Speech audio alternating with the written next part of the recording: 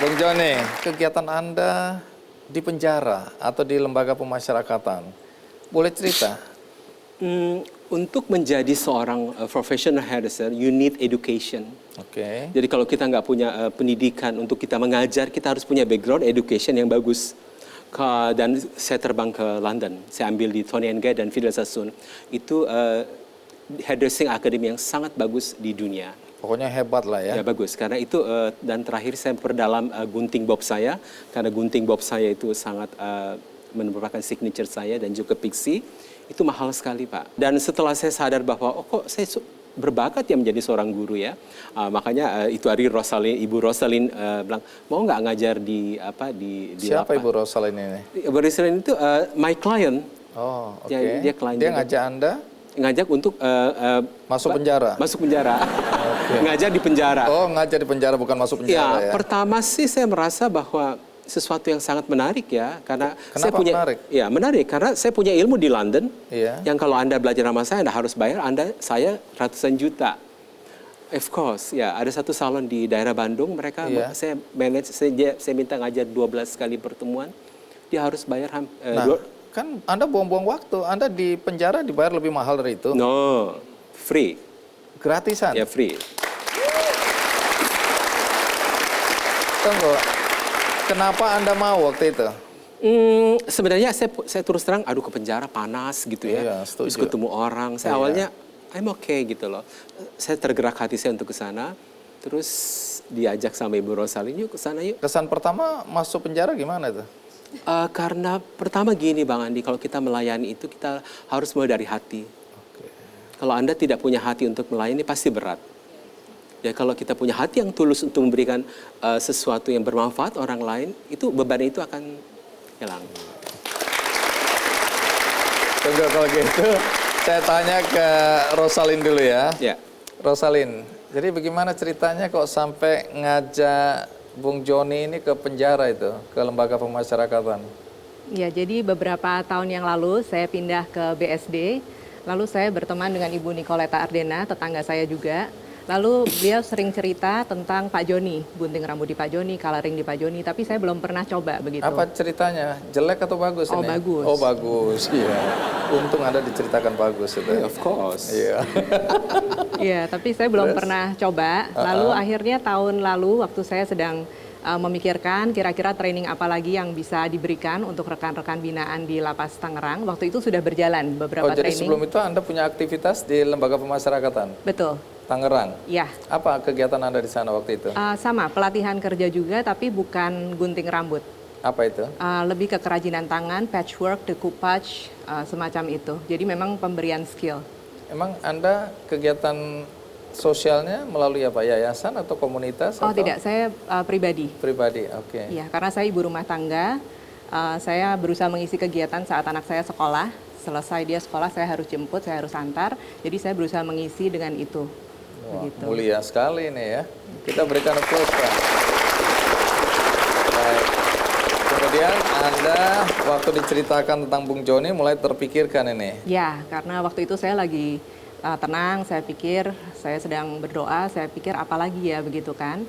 Lalu saya pikir ini gunting rambut itu mungkin modalnya tidak besar. Walaupun setelah Pak Joni mengemukakan peralatan yang harus dipersiapkan, saya cukup terkejut. Padahal itu border paling rendahnya dia tuh, gunting sepasangnya waktu itu 2 juta ya. Kita tawar jadi 1,8. Saya udah tawar-tawar, Pak nggak boleh ya, seperti yang Bapak bilang, nggak boleh ya, ini yang lebih murah aja nih, ada nih 300.000 nih, 600.000, nggak mau dia, maunya 1,8 sepasang. Akhirnya saya coba cari donatur, itu pelan-pelan terpenuhi. Jadi memang ini pekerjaan banyak orang, pekerjaan Tuhan, melalui banyak orang yang bisa melengkapi semuanya. Jadi saya pikir, oh itu modalnya tidak terlalu besar, rekan-rekan binaan bisa belajar di sana hanya dengan modal sebuah gunting yang nantinya mungkin ketika mereka keluar mereka bisa menggunakan skill itu untuk mereka bekerja. Berapa banyak perempuan atau warga binaan yang tertarik untuk ikut program ini? Sebenarnya mungkin lebih banyak, tapi karena tempat tidak terlalu besar dan juga Pak Joni ingin semua hands on, jadi kita memang berikan batasan. Kadang kita berikan batasan 10, kadang yang lalu 5, supaya lebih efektif pelatihannya. Oke. Berapa lama itu biasanya kalau satu orang dilatih sampai ahli atau pinter? Saya sambung pembicaraan Ibu Rosali dulu. Saya minta gunting itu hari ya, dan ada beberapa donatur yang sumbang ya, termasuk ongkos transport saya bilang beliin gunting, beliin yang lain dong. Terus beberapa tamu seperti tamu dari sahabat saya Pak Apul Panjaitan. Mana Pak Apul? Boleh berdiri Pak Apul? Ibu Kanti. Ibu Kanti mana? Saya bilang Terima kasih, silakan duduk. bantuin aku dong. Gue nggak bisa kerja di suatu ruangan yang maaf ya, itu kan sangat tidak presentatif. Iya, namanya juga lembaga pemasarakatan. Mereka dari Savana Furniture, tolong bantuin aku bikin aku satu set untuk cermin. Dia kerjain cuma berapa hari ya itu hari, cuman nggak sampai seminggu langsung dikirim. Dikirim ke lapas. Lapas. Oke. Dan ada beberapa yang beli bangku. Jadi ini kolaborasi kebaikan lah ya. Terus apa manfaat yang Anda rasakan atau Anda lihat setelah ada pelatihan?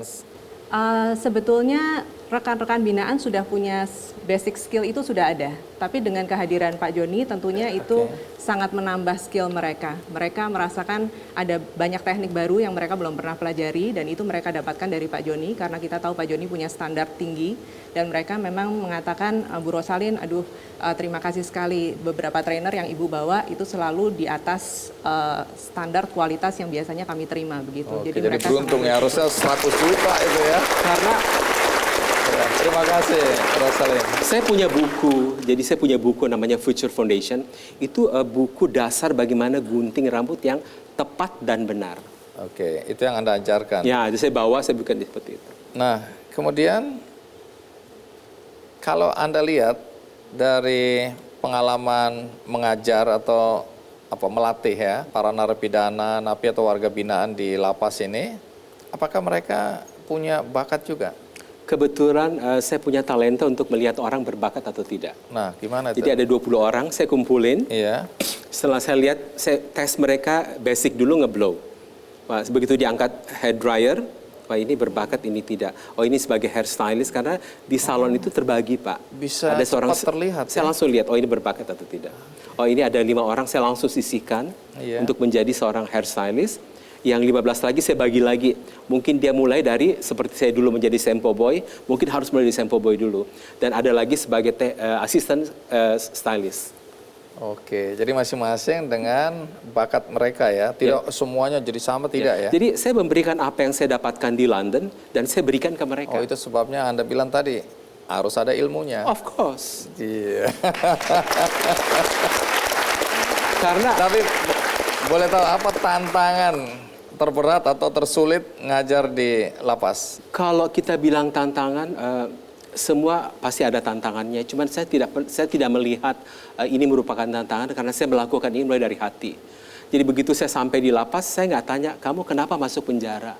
Oh, No, I itu never sudah do latar that. belakang mereka lah. Jadi Ya. karena saya datang ke sana kan bukan memberikan siraman rohani, tapi saya ke lapas untuk menyirami jiwa-jiwa mereka dengan gunting-gunting ini. Apakah sudah ada yang keluar dari lapas kemudian punya usaha sendiri atau ini belum? Ini belum, kan ini baru pemula. Oke, Ya, karena mereka- terus terang pertama saya bilang saya cuma mau datang 12 kali pertemuan. Iya. Setelah itu mereka kembangkan sendiri. Tapi hati saya tergerak, Bung Andi. Anda bisa bayangkan berada dalam suatu ruangan bertahun-tahun. Ya, Anda bisa bertahun-tahun dan tidak melakukan apa-apa. Akhirnya saya terpanggil untuk melakukan sampai mereka keluar menjadi seorang professional hairdresser. Nah, mungkin bertahun-tahun saya akan ada di lapas untuk mengajar mereka. Sampai begitu mereka keluar, mereka menjadi seorang professional hairdresser.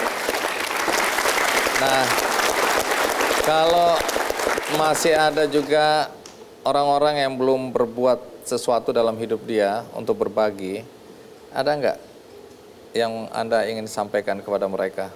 Orang-orang yang belum terketuk hatinya. Kita nggak perlu mengajak orang untuk berbuat baik. Ya, kalau kita melihat sesuatu depan mata kita, oh ini orang perlu dibantu, you have to do that. Kita nggak usah disuruh untuk berbuat baik. Oke, jadi tindakan kita itu sebenarnya adalah satu keteladanan yang mudah-mudahan membuat orang lain Ya. ikut melakukan kebaikan. Ya, seperti itu. Oke. Nah, tadi belum selesai saya sudah ganggu, katanya mau diselesaikan. Ya, saya harus menyelesaikan guntingan bob Guntingan bob. dan pixie saya karena itu merupakan signature saya. Oke, nanti kita lihat hasil akhirnya ya. Akhirnya. Tapi kita rehat dulu. Habis ini saya akan ngajak Nacha ngobrol-ngobrol, Anda menyelesaikan. Kemudian nanti kita akan perlihatkan hasil dari kolaborasi kebaikan antara Bung Joni dan Nacha. Ikuti terus Kick Andy. I can wait a moment more. Tell me cuando. Say it's me that you adore. Oh my darling, tell me where.